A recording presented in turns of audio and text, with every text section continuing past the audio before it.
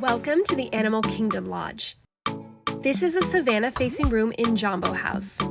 We will come back to the bathroom later, but first let's check out the room. The carved headboards on these queen beds are stunning, as are all the wood carved details that you will find around the room.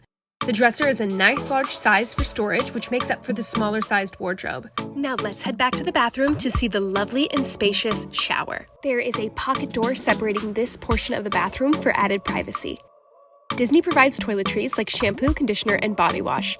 I truly wish I could buy this body wash by the gallon because it smells so good. Double vanities makes sharing the bathroom so much easier with family. Here is the wardrobe, and inside you will find a steamer and safe. We had 3 adults in this room and were able to fit our luggage and clothing easily. A single cup coffee maker is provided along with coffee pods and to-go cups. This really came in handy for those early mornings at the theme park. The mini fridge was incredibly useful for all of the water bottles that we packed. Here are some of the finer details of the room.